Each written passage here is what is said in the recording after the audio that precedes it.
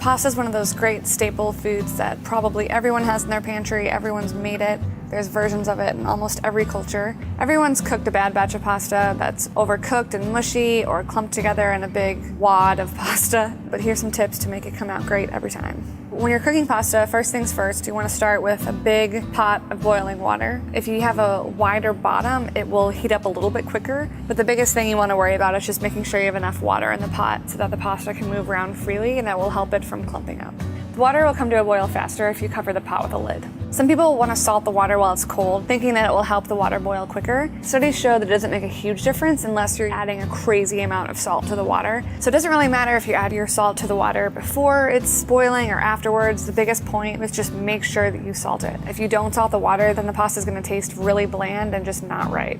We're going to use 2 tablespoons of salt for this amount of water. Don't be afraid to really heavily salt your water. The old folklore is you want it to taste salty like the sea. It seems like a lot, but most of it's going to go out with the water, and only a minimal amount is going to actually get into the pasta. When you add your pasta, you want to get it submerged in the water as quickly as possible, and you also want to get it moving as quickly as possible. The first minute or 2 is the most crucial part to make sure that it's not going to stick together. So you just want to make sure that you're getting all the pasta moving, and throughout the cooking process, you're going to want to do this every few minutes until it's done. It may seem tedious and annoying, but it's better to do it at this point than have a big clump of pasta at the end.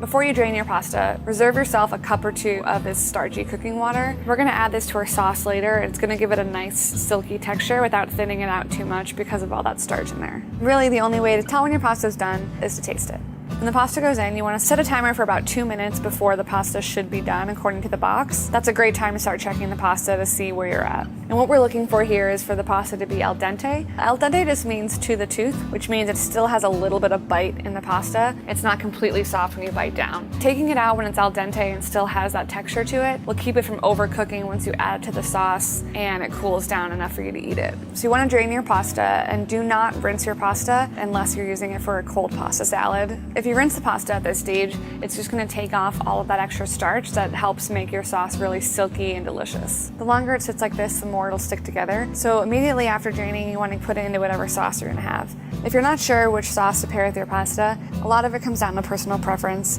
A good rule of thumb for a long, thin noodle like spaghetti, angel hair, or linguine is to pair it with a lighter oil-based or a light cream sauce. Here's an example of a quick and easy sauce you can make while your pasta's cooking. All you really need is some olive oil, some crushed garlic, a few handfuls of fresh chopped tomatoes. Season those with a little bit of salt and pepper. That's going to help the tomatoes release more of their juices. Cook those down a little bit, then pour in some white wine and let that reduce to a nice syrupy sauce.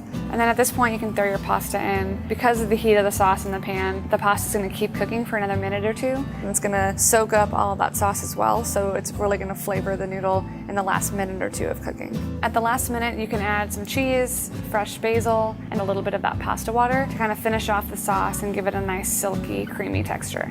And that's it. A fresh sauce like this can take a really basic ingredient like spaghetti and turn it into a really elegant meal quickly, easily.